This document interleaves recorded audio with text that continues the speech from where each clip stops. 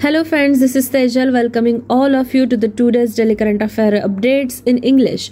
Our first update is about important day. Every year on December 23, India celebrates Kisan Divas to commemorate the birth anniversary of India's 5th Prime Minister Chaudhary Charan Singh. Since 2001, India has observed Singh's birthday as National Farmers' Day. The day honors farmers and their contributions to the country. It commemorates the former Prime Minister's contribution to India's agricultural reforms. Singh was dubbed the champion of India's peasants for his efforts to improve farmer conditions and agricultural development throughout the country. Next update is about an international event. Russia had surpassed Iraq as India's top oil supplier for the first time, as refiners purchased oil from Moscow last month, fearing that a price cap imposed on December 5 would disrupt supplies and clog payment channels. According to trade sources, according to the data, India's oil imports from Russia increased for the fifth consecutive month in November, totaling 908,000 barrels per day. That is BPD, up 4% from October. According to the data, Russian oil accounted for approximately 23% of India's total oil imports of approximately 4 million BPD in November. Next update is about awards. SpiceJet was named Safety Performer of the Year at the annual GMR Delhi Airport Awards for being the top performer among self-handling airlines and for its success in reducing ground safety violations.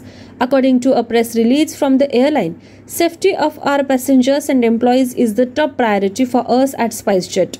It is an integral part of our functions and is ingrained in our culture. We will continuously strive to adopt the highest safety standards to provide a safe and secure travel environment for our passengers, said GP Gupta, Chief Strategy Officer of SpiceJet. Next update is about national event. According to the government, India plans to commission 20 nuclear power plants by 2031, adding nearly 15,000 megawatt of power generation capacity. The first of these 20 nuclear power plants, a 700 megawatt unit, is scheduled to be completed in 2023 at Kakrapar in Gujarat, which already has 3 operational nuclear power plants. The 500 megawatt prototype fast breeder reactor at Kalapakkam is expected to be operational in 2024, followed by 2 1,000 megawatt units at Kudankulam in 2025, according to a written response by Minister of State in the PMO Jitendra Singh. Next update is about schemes and committees. The central government has allocated a total financial outlay of rupees 1,037.90 crore for the 5-year New India Literacy Programming, that is NILP, according to MOS for Education Annapurna Devi in a written reply to the Lok Sabha.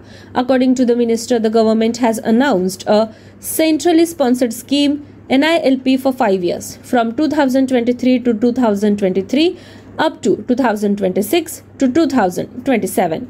This year, the Ministry of Education, that is MOE, approved the NILP to include all aspects of adult education in accordance with the new national education policy for the next 5 years. Sixth update is about summits and conferences. The 8th edition of the India International Science Festival, that is IISF, will be held at Maulana Azad Institute of Technology, Bhopal, next month on January 21 to celebrate the country's achievements in the field of science, technology and innovation.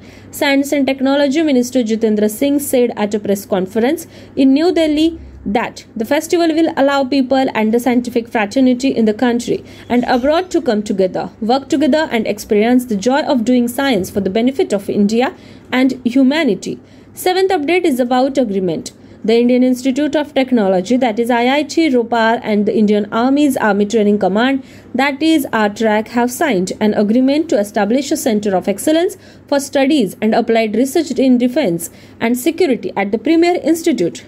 According to an official statement, the COE will be established with the goal of leveraging IIT Ropar's technical expertise and RTRAC's operational expertise in advanced materials and manufacturing, deep learning, algorithm design and development, multipath and wireless networks and other areas. Eighth update is about state event. M.K. Stalin, Chief Minister of Tamil Nadu, inaugurated the statue of Mahakavi Subramanian Bhartiyar via video conference at Bhartiyar's renovated house in Varanasi. Mr. Stalin also issued a souvenir commemorating his centenary.